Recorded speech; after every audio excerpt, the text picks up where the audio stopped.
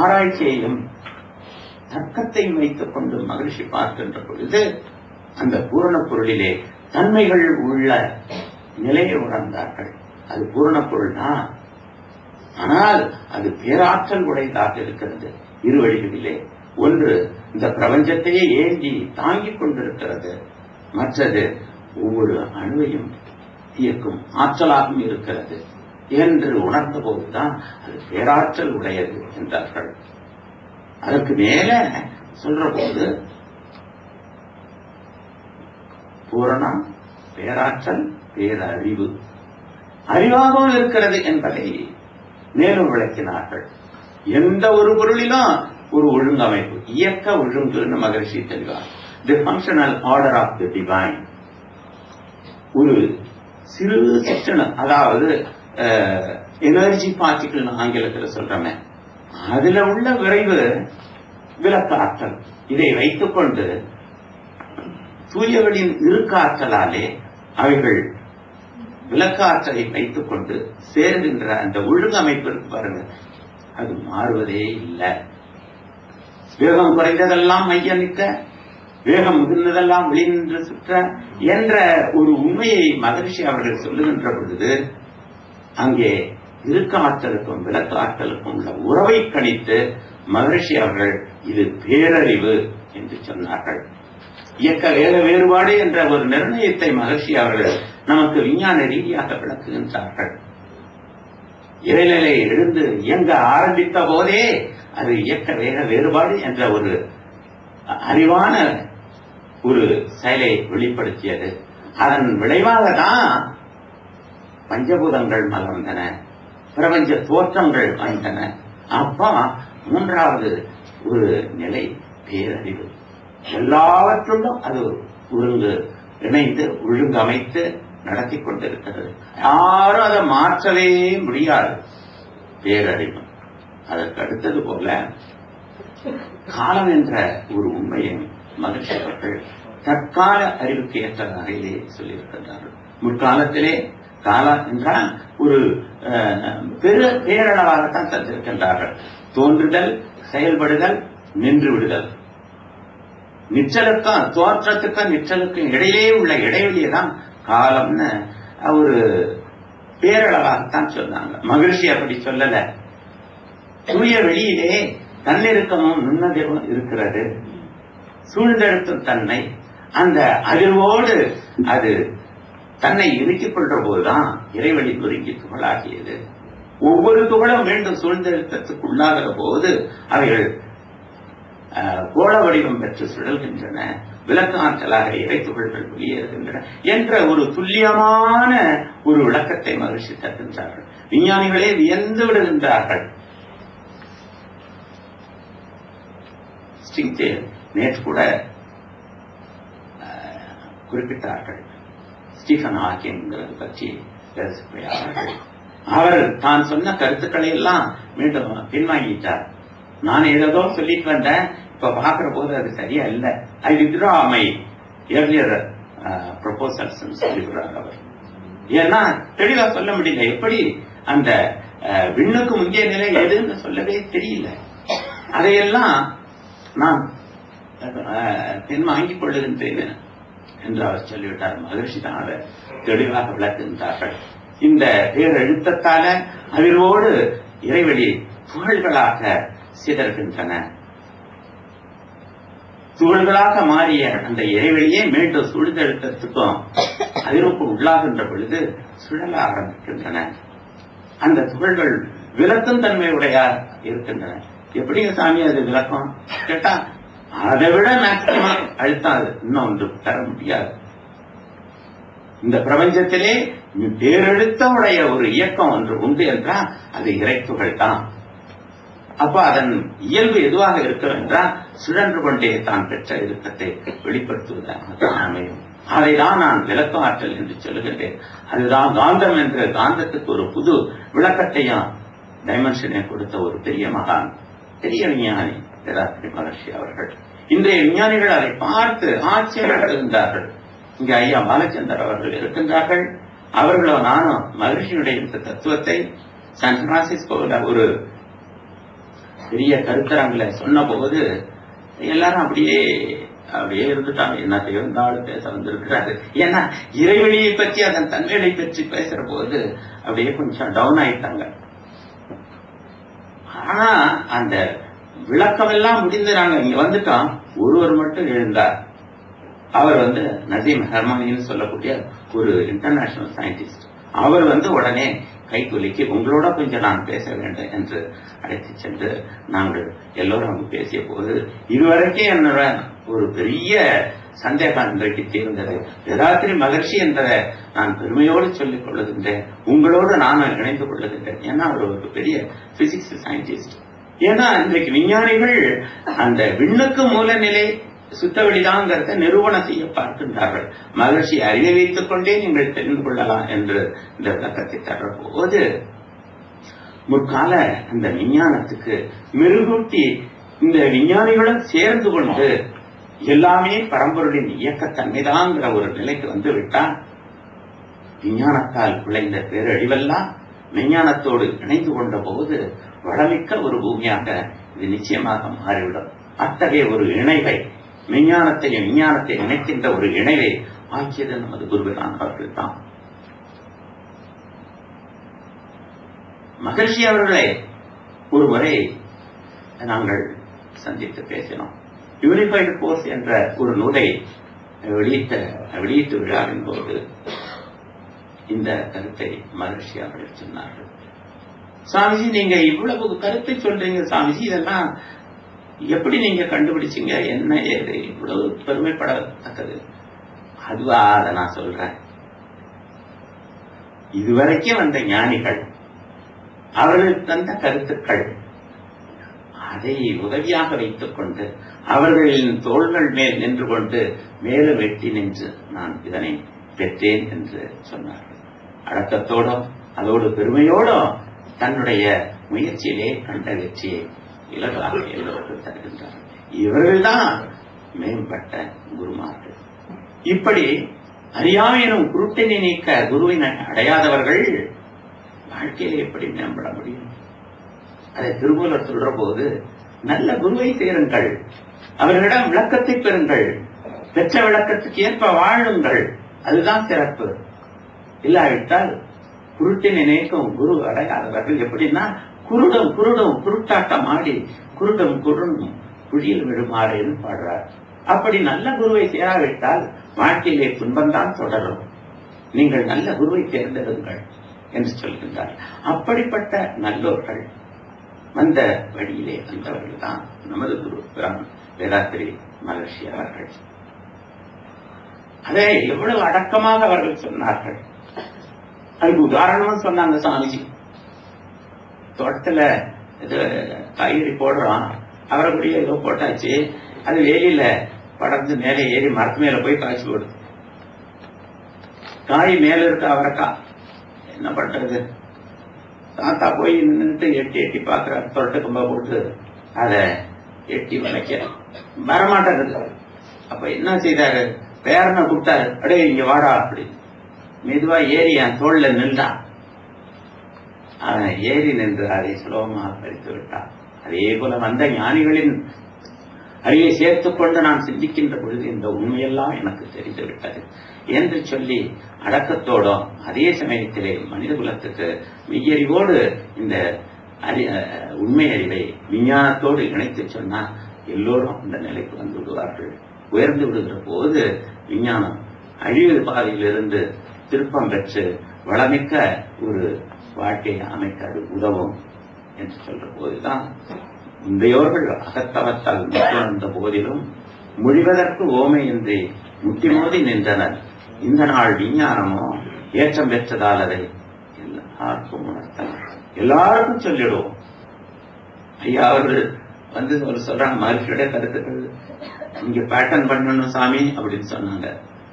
அப்ப ஐயாவுக்கு என்ன சொன்னாங்க? சாமிஜி, எதுக்கு இதெல்லாம் நம்முடைய சொத்தா இதை போய் பேட்டர்ன் பண்ண சொல்றீங்க அப்படின்னு ஐயாட சொல்லிட்டாங்க. அப்புறம் விட்டுட்டாங்க. அதுக்கு பிறகு மீண்டும் ஒரு முறை போய், சாமிஜி நீங்க இவ்வளவு பெரும் ஒரு விரிந்த நோக்கத்தோடு சொல்றீங்க, நாளைக்கே யாராவது அட்டன் பண்ணிட்டு நான் தான் சொன்னேன்னாக்கா நம்ம மன்றமே நடத்த முடியாம போயிடுங்க சாமிஜி. அதுக்கு பிறகு லேட்டாக ஒத்துக்கொண்டார்கள். அறிவு எல்லோருக்கும் சொன்னானே, யார் சொன்னாலும் ஒண்ணுதான் என்ற அளவுக்கு விரிந்த மனநிலை மகர்ஷி அவர்களுக்கு உண்டு. அத்தகைய ஒரு குருபிரான் தான் நமது குருபிரான் வேதாத்திரி மகர்ஷி அவர்கள். அந்த இத்தனையும் மகர்ஷி அவர்கள் அந்த விஞ்ஞானத்தை காலத்துக்கு ஏற்ற வகையிலே கொடுத்த போது அவர்கள் இந்த மெய்யறிவின் சிறப்பை அதுல ஐயா அவர்கள் பெரும்பகுதி காலையில விளக்குனாங்க. அதனால அதெல்லாம் விட்டுற அந்த மெய்யறிவு வந்து விட்டா தானா ஆணவம் குறைந்துவிட்டோம். இறையுணர்வு வந்த போது தானாக அறநெறி மலர்ந்துவிடும். இன்னா செய்யாமையும் இயன்றவரை உதவுதலுங்கிற ஒரு இயல்பை மனித இயல்பாக மாறிவிடுகின்ற பொழுது துன்பமில்லாத ஒரு நிலை தான்.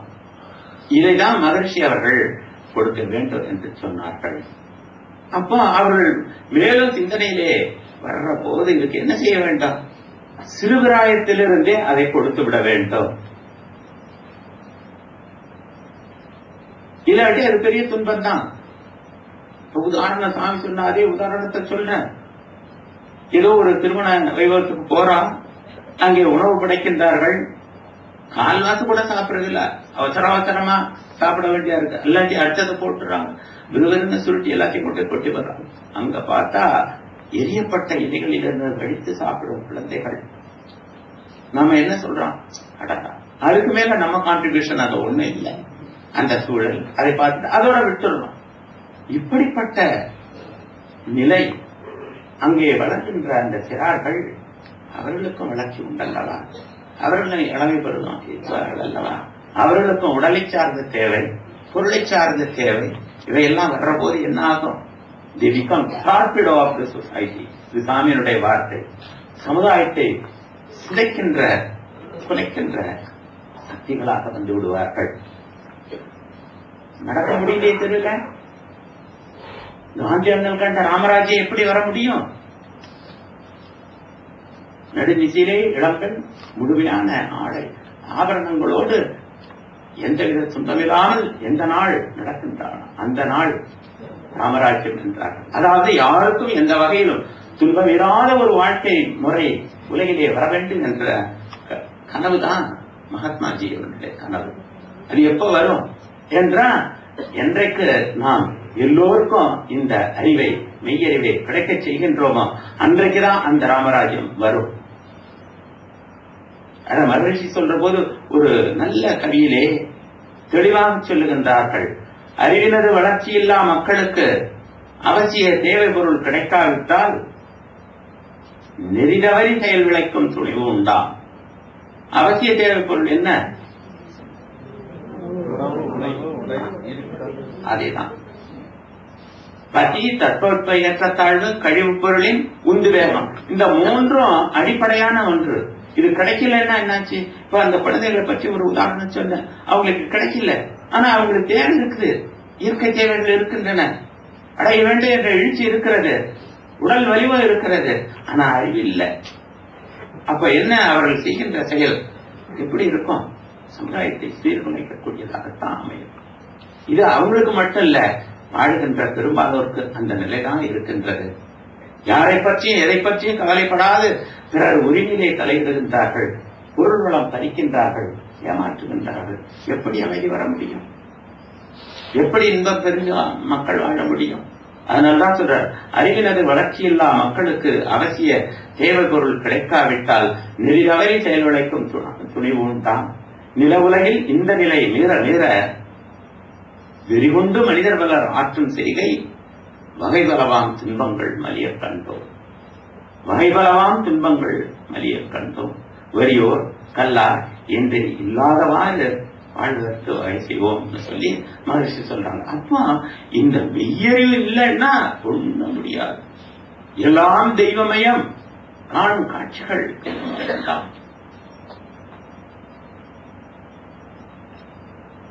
எப்படி யார் யாருக்கு துன்பம் செய்ய முடியும்? அங்கதான் அடுத்த தலைப்புல ஐயா நமக்கு நிறைய விளக்க போறாங்க.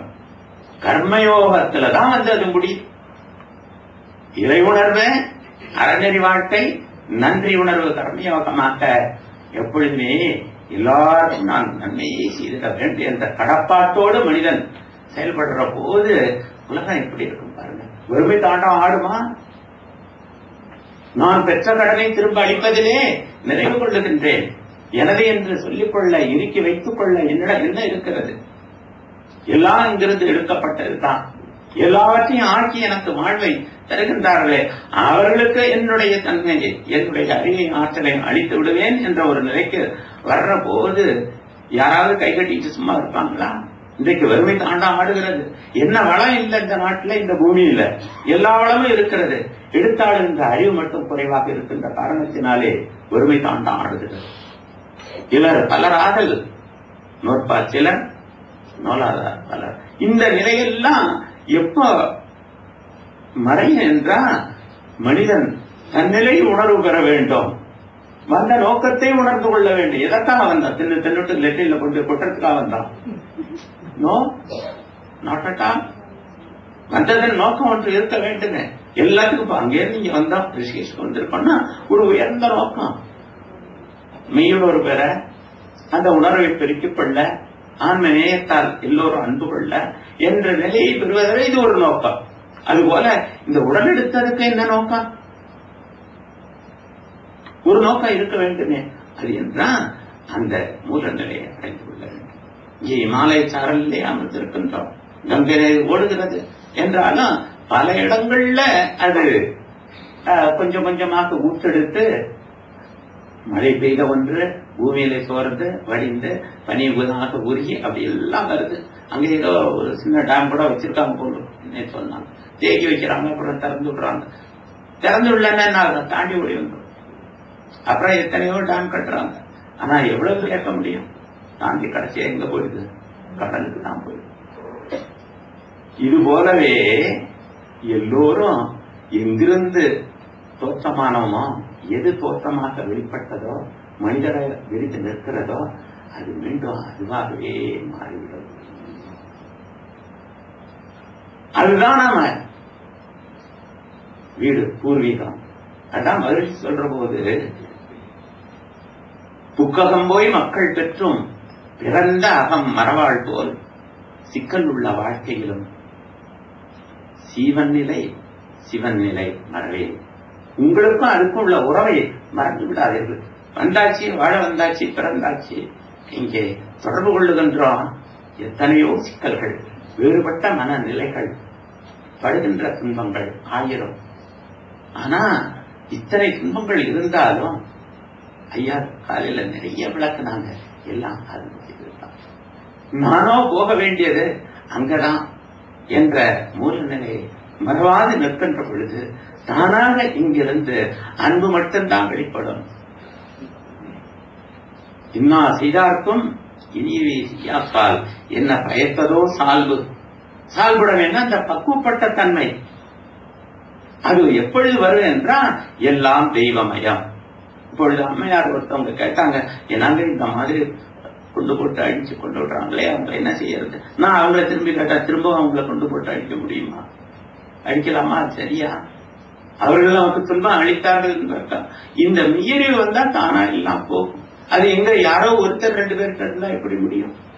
எல்லாருக்கும் கிடைக்க செய்ய வேண்டும். அதுதான் அறிஞர்களுடைய கடமை. அறிஞர்களே போயிட்டாங்களே நாங்க என்ன பண்றது? அறிஞர்கள் தங்களுடைய கடமையை செய்வதிலே தயக்கம் காட்டுகின்றார்கள், அச்சம் காட்டுகின்றார்கள். அங்க எல்லாரும் போக வேண்டியதுதான்.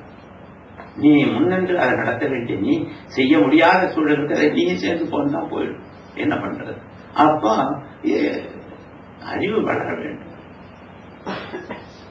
அத மகிழ்ச்சி வலியுறுத்தி சொல்ற போது, அறிவறிந்தோர் எண்ணிக்கை உலகில் பெருகி வர வேண்டும்.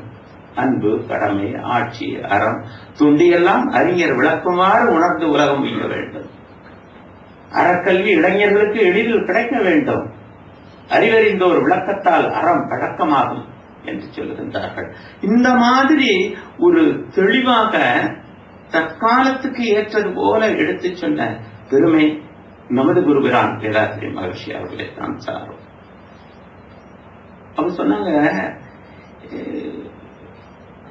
நான் பிறந்ததிலிருந்து வரைக்கும் 2 உலகத்தை பார்த்துட்டேன்.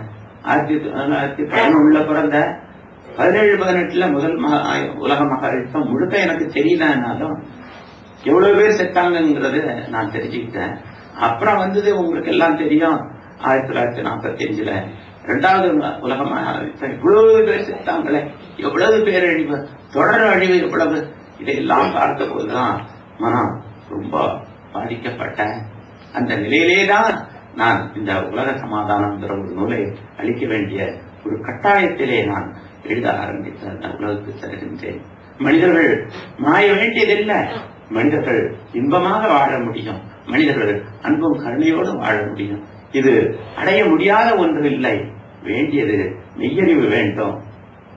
மெய்யறிவு கிடைத்து விட்டால் தானாக அது அன்பாக கருணையாக அருள்நெறியாக மாறிவிடும் என்று சொல்லுகின்றார்கள். வேற யாரும் அந்த தெய்வத்தை பற்றிய தெளிவு, தனக்கும் தெய்வத்துக்கும் உள்ள உறவு என்ன என்று தெரிந்து கொண்டால் தானாக துறவு வந்துவிடும்.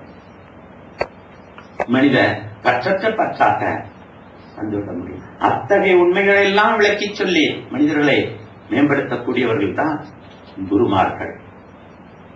அதே வள்ளுவர் பெருமான் சொல்ற போதும் சிறப்பாகத்தான் சொல்லி இருக்கின்றார். பற்றுக பற்று அற்றான் பற்றினை.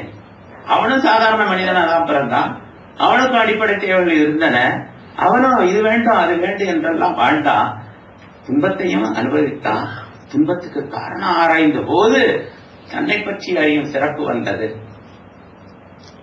அதுதான் எனது பூர்வீகம் என்ற தெளிவிலே அந்த ஒன்றே எல்லாமாக இருக்கிறது, இயற்கையாக இருக்கிறது, வளங்களாக இருக்கிறது, நானாக இருக்கிறது, சமுதாயமாக இருக்கிறது என்றெல்லாம் உணர்ந்த போது வாழும் வரை உலக பந்தம் தேவை. அது எல்லாம் என்னை உயர்த்துவதற்காகத்தான் அமைய வேண்டாம், நான் உயிர் பெற வேண்டும்.